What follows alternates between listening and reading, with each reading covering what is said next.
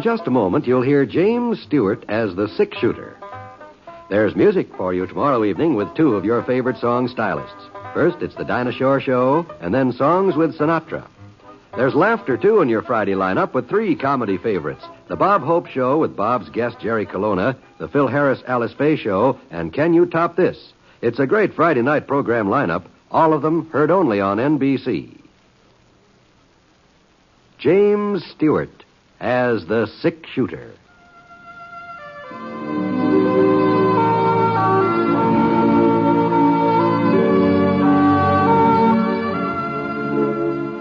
The man in the saddle is angular and long-legged. His skin is sun-dyed brown. The gun in his holster is gray steel and rainbow mother of pearl. Its handle unmarked. People call them both the six-shooter.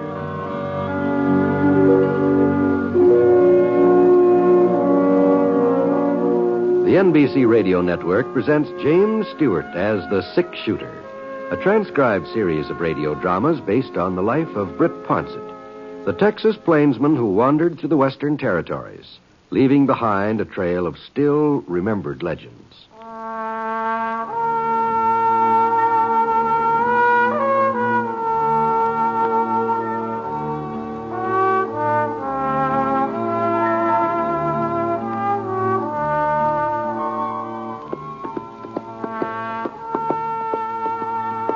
It was about 7 o'clock on a Saturday evening, and I was riding down the east trail that led from Castle City over to Crown Ranch.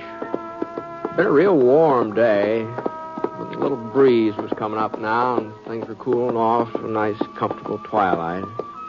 I hadn't seen any signs of habitation for the last few miles. The soil was pretty thin and sandy, and probably wouldn't grow much. But a little further on, the ground turned brown, rich-looking. I noticed a frame house sitting back, 50 yards back from the trail. When I was almost even with the house, the front door opened and somebody came running out toward me. Hey, mister, would you hold up a minute, mister? Young boy, it looked like, about 15, 16, wearing blue jeans and a checkered shirt and a little peaked cap pulled down over his ears. Whoa, Scar. Whoa, boy. Howdy, son. What can I do for you? You come from town, mister? That's right. You didn't run across Friendly DeWitt on the trail, did you? Friendly DeWitt? You know him, don't you, mister? He runs the Traveling Mercantile. How's that? Oh, sure. We're too far out to get into town very much, so he brings around a wagon load of goods every once in a while. I just don't know what we'd do without him. Well, don't stand out there all night jawing. Just find out about Friendly, like I told you. The gentleman ain't seen him, ma'am. Oh, shut up, Fern. You can wear something else if you have to. The supper dishes are waiting, Cindy Lou. What was that she called you? Cindy Lou? But that's a girl's name. Oh. In this light here, the way you were dressed, I sort of thought maybe you were... It don't matter. Thanks again, mister. So long. So long. Cindy Lou. Well, I gave Scar a little touch of my heel. Let's go. Come on, boy. We started off. I figured I'd had about 8 miles to go before I'd reach the Crown Ranch. I hadn't been through this part of the country in quite a spell. But I was pretty certain Floyd Prince would remember me from the old days. He'd sign me on for the summer if he had an opening. Come on, Scar. Come on. It was about 15 minutes later, and I came to the fork in the trail. I saw a wagon rolling along from the south. It was some wagon, too. Almost twice the size of anything I'd ever run into before. And the way the canvas bulged out, it looked like it was loaded to the brim. Well, it stood to reason that this was the Traveling Mercantile that Cindy Lou had mentioned. Whoa, Scar. Whoa. Whoa, Peggy. Whoa, Peggy. Easy now. Easy there. Howdy, friend. Good evening. You're, Mr. DeWitt, I take it. You take it right, sir, except for that Mr. part. Just call me Friendly, like the rest of the folks. A friend in need is a friend indeed. Something you needin', mister? No. Shoelaces, chewing tobacco, flour, salt, kitchen utensils, ammunition, yardage, zone equipment, anything at all. Just you name it, I got it, here in my wagon. Yeah, it sounds like quite an assortment there. Oh, that's only a part of it. I didn't even touch on my medical supplies. Oh. Old Doc Barstow's painkiller, Seth Simple all-purpose salve, Miss Jenny's bunion plasters and corn removers. You got any corns that's troubling you, mister? They're just the thing. No, I don't do too much walking. Oh. Some liniment, then. No, thanks, just the same. I'm in pretty good health. to tell you the Well, truth. what about wearing apparel? I got a full line of Levi's shirts, bandanas, cotton and wool socks. No, I'm afraid I'm just not in the market for anything friendly. Oh. The only reason I stopped was to tell you that those folks down the trail were getting kind of anxious about you. Folks down the trail? Uh-huh. You know, the farmhouse a couple miles back there. Well, I just can't imagine who you're talking about, mister. I ain't even headed that way. I'm making a delivery over the Davis Ranch near Evergreen. Davis girl's getting married tomorrow morning. I'm bringing all the paraphernalia for the wedding. You sure somebody in this neighborhood's looking for me? They seem to be. I don't know the family's name exactly. The girl I bumped into is called Cindy Lou. Well, that must be Cindy Lou Ames. But why would... Great yellow pumpkins. Hattie Ames. That dress she ordered for her daughter Fern. What time you make it out to be, mister? I ain't unpacked my last shipment of alarm clocks yet. Oh, it must be 7:30. Well, maybe I can get there before they leave. If I don't, Hattie Ames will skin me alive. Giddy up, Teddy. Come on now. Come on, Francis. Come on. I knew there was something else. And I was working on that dress only this morning, too. Shortening the hem. So long, mister. Hope you enjoyed the square dance. Dance? What do you... Come on, Scar. Come on. Dance? What are you talking about? Well, that's where you're heading, ain't it? The Crown Ranch? Yeah, as a matter of fact, it is, but I didn't know about any dance or anything. I was going out to ask Floyd Prince for a job. You mean tell me you ain't heard about the celebration tonight? No, not a word. Well, it's a count of Floyd Prince's son. He just come home from schooling back east. Well, you mean Monty Prince? Yeah, that's the boy's name. You know him, mister? Oh, I used to. He was just a little shaver then. He's all grown up, huh? Well, he must be 20 or so, somewheres along in there. I guess he'll be taking over the crown one of these days. I see. Well, I reckon better put off my job hunting until some other time. I wouldn't want to bother Floyd and give him a party. I'll ride along with you for a spell, friendly. Well, if you're an acquaintance of Floyd Prince's, I imagine you'd be more than welcome at his party. Practically everybody in the neighborhood's been invited. Maybe so. But fact is, I'm not too good at square dancing. I don't know, but there's just something about my legs. A little too much of them, I reckon. Well, I just hope you're the only absentee. Well, what do you mean? Well, Hattie's daughter Fern, she was planning to wear this here dress her ma ordered from me. Oh. Yeah, like as not she's having a tantrum right now. She sure takes after Hattie. She does, huh? Yes, sir. And mind not delivering her outfit on time, well, there'll be real catastrophe. You see, Hattie's aiming to marry her Fern off to this young Monty Prince. And she'll probably manage it, too. Hattie usually gets her own way. Uh-oh. Look over there, mister. Buggy coming up the trail. That'll be Hattie and Fern on the way to the crown. Yeah, I wouldn't be a bit surprised. Well, it's too late to do anything about the dress now if they're started off. Yeah, the best thing for me to do is to stay out of sight. I'll get my wagon over here under these trees here. Well, easy, Francis, easy now. But what do you... They're bound to see you sitting there. Oh, you don't know Hattie Ames like I do. What do you mean? Why, she's as nearsighted as a buffalo. Can't see her hand in front of her face unless she's wearing her bifocals. Oh. And she won't be wearing them either. Not if she's heading for Shindig. Well, what about the daughter? Well, I told you, Fern takes after her mother. She's as blind as a bat without her spectacles. I see. Here they come.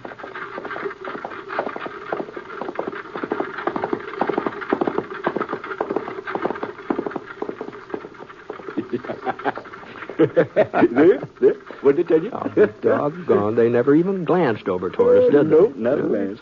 Well, I guess I might as well mosey over to the Davis Ranch. Nice meeting you, Mr.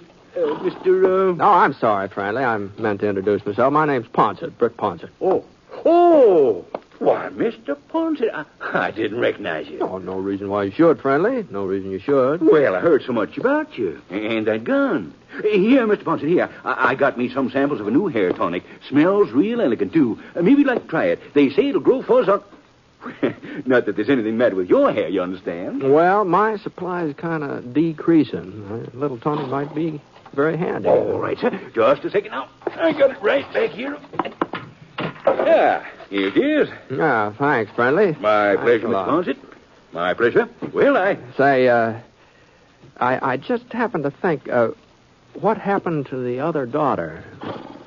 Well, that buggy that just went by, there were only 2 women in it. Now, the girl I met back at the farm, she wasn't Oh, you mean Cindy Lou? Well, she wouldn't be going to Prince's dance. She wouldn't have. No.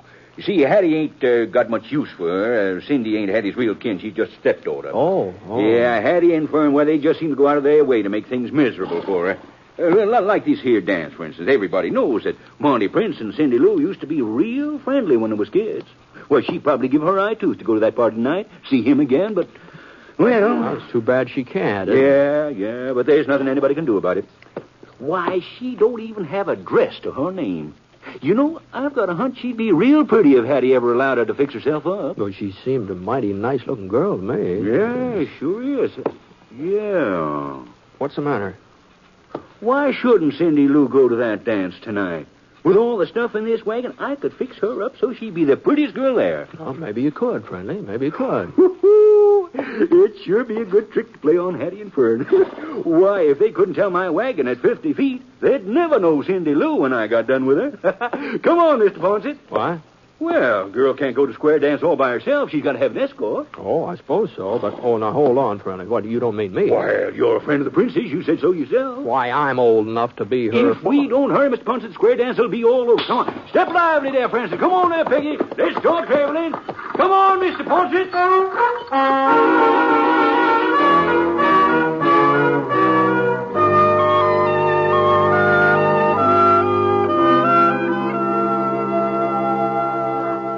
I just don't understand, Mr. DeWitt. You mean you want to loan me a dress? And all the trimmings, Cindy Lou. Before I get done with you, you'll be so dooted up that your own stepmother won't recognize you. And you want to take me to the dance, Mr. Ponset? Yeah, sure. That is, if you want to go. Yeah. Well, that's right kindly of you both, but the fact is, I don't have no interest in attending the doings at the Crown. Oh, you don't, huh? Well, in that case... I don't know where you ever got such a notion, Mr. DeWitt. As if I cared anything about seeing Monty Prince again. Why, I haven't even thought of him since he went away to school. Not once. Well, I reckon your stepsister Fern's done some thinking about him. A lot of good it'll do her. Monty wouldn't look to... I mean, it's none of my business, one way or the other. No, I guess it isn't. Sorry we bothered you. Let's go, Friendly. Okay, Mr. Ponset. Night, Cindy Lou. Mr. DeWitt. Was there something you wanted, Cindy? I guess maybe I'm acting kind of ungrateful. I mean, well, you both did put yourself out for me, and it was real generous of you to do it. I don't suppose it would do me no harm to go to that square dance. For a little while, anyway. If you really want me to. Well, now, that's more like it. Let's see now. The first thing we got to do is find a dress. You come on out to my wagon, Cindy. We'll pick something that'll make you look like a princess. Yes, sir, a real princess.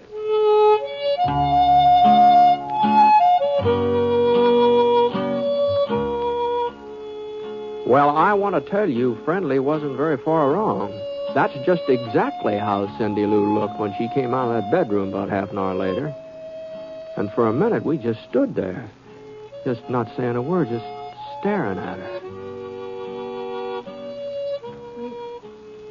Is something wrong? Don't I look good enough to go to the dance? Good enough? Why, Cindy Lou, you're as pretty as a picture. Ain't you, Brett? Why, she sure is.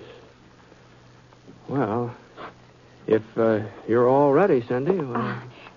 There's just one thing. We forgot the shoes. Shoes? I don't have any party slippers of my own. Oh. Well, you see, Cindy Lou, that's about the only item I don't stock in my wagon. I guess you can make do with the shoes you're wearing, can't you? Oh, I don't see how. Well, look at them yourself. Yeah, no. No, wait. I am carrying one pair of fancy slippers. They're part of the Davis girls' wedding outfit. Well? No. I couldn't loan them to Cindy, though. I got to leave for the Davis ranch as soon as you two start off for the dance. I promised I'd be there first thing in the morning, and it's a good 8 hours drive in that wagon of mine. Oh, I see, yeah. Well, it was real nice of you both, anyhow. I'll never forget what you tried to do for me and how I felt when I put on this dress and how wonderful. Now, hold on, Cindy. Hold on. It's all right. Just let me do some figuring here. Let's see. If I was to leave here by midnight, I could be at the Davis place along about 8 a.m. That ought to be early enough. Well, there ain't no reason why you both couldn't be back here before 12 o'clock, is there? No reason at all. Well, then I guess the next thing to do is to find out whether them slippers will fit or not. I'll bring them right in. Well, I just don't know what to say, Mr. Ponset. Nothing like this has ever happened to me before. It all seems like something out of a storybook. You know, Cindy, I was just thinking the same thing. Well, here you are, Cindy. Try 'em on. Gee, they sure do look small, don't they? Yeah? You think you can make it? Oh, I don't... Oh, there. Oh, it is kind of tight, but... Well, try the other one. If you can get one on, the other ought to go, too. There. Good. Now, you going to be able to walk all right? Oh, I'll be able to walk all right, Mr. DeWitt. The way I feel I could almost fly. Well, then you better get started. You won't have too long to the dance, you know. And don't forget, Brett, you got to have her back here by midnight. Don't worry, friendly. I won't forget.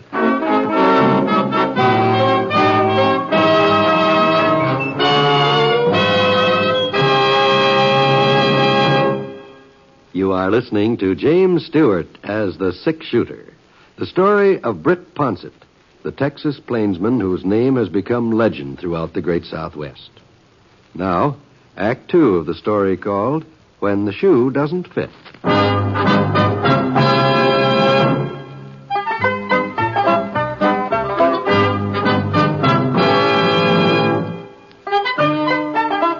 I hoisted Cindy Lou up on Scar, and she managed to seat herself in front of the saddle.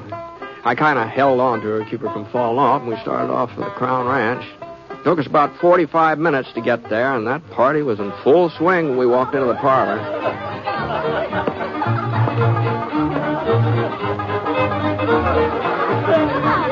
Milk your cow and brand your calf.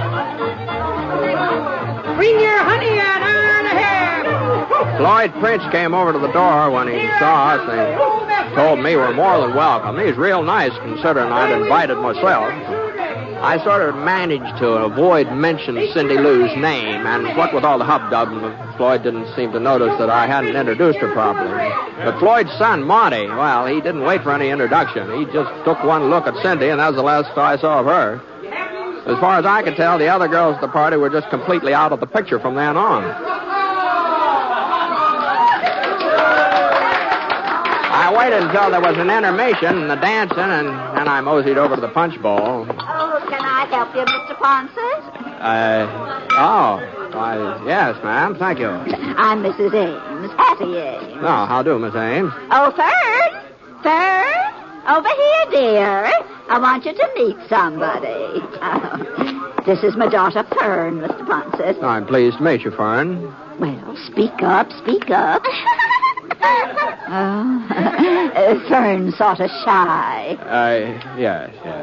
Oh, by the way, that young lady that you brought to the party, she doesn't seem to be spending much time with you, does she? Oh, that's the trouble when a man brings a pretty girl to a dance. He's apt to find himself all alone. Fern, stop your fidgeting. Of course, now, some girls have character as well as looks. All right, I say. grab your partners for the next dance. And I'll tell everybody join in. Oh, my goodness. They're starting another dance. Now, Mr. Ponset, don't think that you have to ask my permission to dance with Fern. You just go right ahead. Yes, Fern?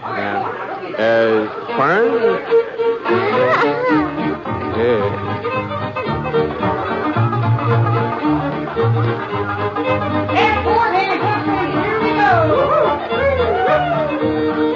Around and don't you know?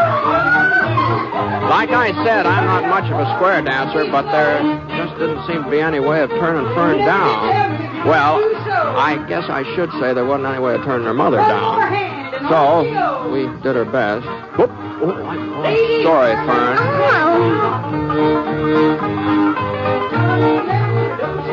As the evening wore on, it didn't look like she'd had any other partners lined up. Well, I figured it was up to me to sort of fill in. Whoop, whoop. Oh, I sure didn't mean to kick you, Fern. There's one thing about her, though. She sure didn't talk a man to death. And somehow the time passed, and the next thing I knew, it was after 11 o'clock. Now, that meant Cindy and I had to be starting home, so I looked around for her, but she wasn't in sight. I excused myself from Fern and headed out the front porch. Yeah, Cindy was there all right. The thing that surprised me was she was all alone. Looked like she'd been crying. Cindy. Oh, Mr. Ponset. What, are you all right? Oh, I'm fine, just fine. Where's Marty? I don't know. Well, maybe you'd better find him and say goodnight. I never want to see him again. Not as long as I live. Oh. Well, what happened? I thought you two were hitting off real good. I thought so, too, at first. While we were inside dancing, everything was just wonderful. And then, all of a sudden, he started acting like he didn't care about me at all. Said he couldn't be spending all his time with one girl. He had to dance with some of the others. Mm-hmm. Well, after all, the party is in his honor. And that ain't all, Mr. Ponset. He didn't even know who I was. Well, didn't you tell him? Well, I thought sure he'd know. I never figured he'd forget me, not in just a few years. Well, you've changed, Cindy, and the way you're all fixed up tonight. Oh, that wouldn't matter. Not if Monty really liked me. I'd never forget him. I'd know him no matter how much he changed or how he dressed. Well, all you had to do was just tell him who you were, you know. No, I just couldn't. And you mustn't tell him either. You've got to promise me you won't. Now, please, Mr. Ponset. Mm-hmm. Well, if that's what you want. Well, I think maybe we'd better leave. Yeah. Well, I'm ready. You got everything? I guess so. Why? I don't know. I just thought maybe you'd lost one of your slippers or... My slippers? Whatever gave you that idea? I don't know. I just sort of crossed my mind somehow. Never mind. I'll get Scott.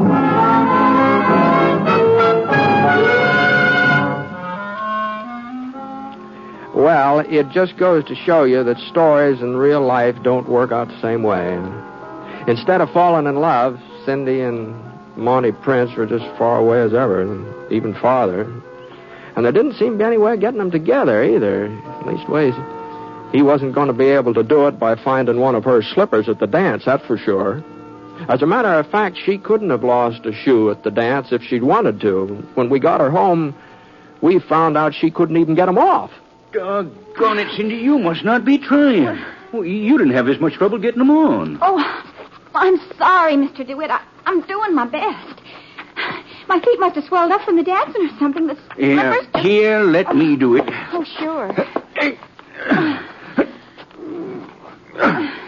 Why, they're just plain stuck fast. I know. Maybe in the morning my feet will go back to normal. And then you... Hey, look out the window there, friendly. Isn't that a buggy out there? Holy smoke. Fern and Hattie. So long, Cindy. Bye, Britt. Oh, wait a minute, friendly. I don't want them catching me here either. But what about the slippers in the wedding tomorrow? The bride's wearing a long dress, reaches clear down to the floor. She can get married in the bare feet if she has to. Well, thanks for everything. Good night, Cindy. I'm sorry things didn't work out better for you, but good night.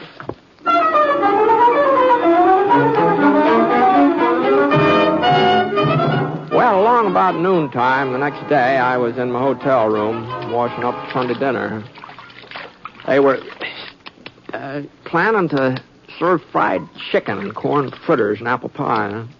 The Castle Hotel always put the food on family style, so I figured I'd better be real prompt or there wouldn't be any... Yeah? Yeah, come in. Oh, Marty. Oh, what are you doing in town? I came to see you, Mr. Ponset.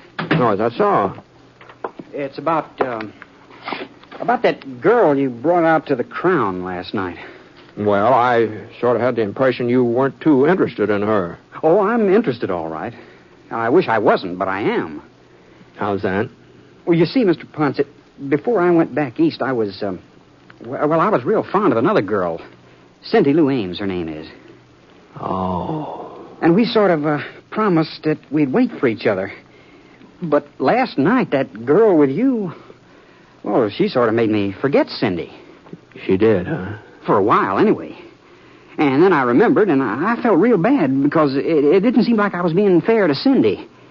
So I went inside and I left the other girl to herself. But doggone it, all night long I kept thinking about both girls, and they sort of got mixed up in my mind. I couldn't even keep them straight. Uh-huh. Yeah. You've got quite a problem there, haven't you? Yeah. Excuse me. Good morning, Mr. Ponset. I finally managed to get... Oh. Cindy Lou. Hello, Monty. Golly, it's good to see you. I was hoping you'd be at the dance last night. Were you? You know, you haven't changed a bit. No, I guess I haven't. They're in this paper bag, Mr. Ponset. Those things I borrowed last night. Oh. I thought maybe you could return them to Mr. DeWitt for me. Well, I'm not sure I'll be running into him again, Cindy. Here, Mr. Ponset. Now be careful. Don't... Oh, Mr. Ponset. Oh, doggone it, Cindy. I just sort of slipped out of my fingers. Well, here, I'll put these party shoes back in the sack. There. Well, goodbye, and thanks. Goodbye, Monty. Cindy, wait a minute. Where'd you get those shoes? I don't know what you mean. Why, they're the same ones they're exactly the same. Cindy Lou, you were at the square dance last night. You and that other girl... Why, there wasn't any other girl. It was you. No wonder I couldn't get you straightened out in my... What are you talking about? Tell her, Mr. Ponset, what I told you just before she came in. Well, I think maybe you better tell her yourself, Monty. As a matter of fact, I'm kind of anxious to get downstairs while there's still some fried chicken left, so... Now, you listen to me, you'll Cindy. excuse me. I've been in love with you ever since I can remember. I don't believe it. Well, it's true. And it doesn't matter what kind of a dress you wear or how your hair is fixed or...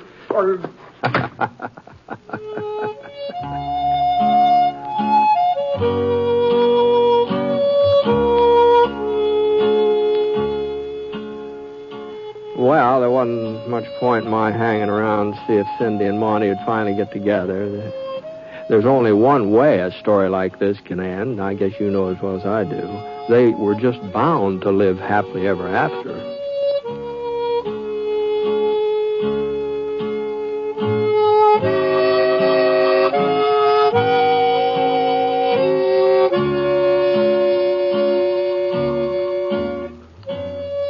The Six Shooter is a transcribed NBC Radio Network production in association with Review Productions. It is written by Frank Burt and is based on a character created by him. Mr. Stewart may currently be seen in the Universal International picture The Glenn Miller Story. Others in the cast were Barbara Eiler as Cindy Lou, and Eleanor Audley, Sandra Gould, Bill Johnstone, and Sam Edwards. Special music for this program was by Basil Adlam, and the entire production is under the direction of Jack Johnstone. All characters and incidents were fictitious, and any resemblance to actual characters or incidents is purely coincidental. This is John Wald speaking.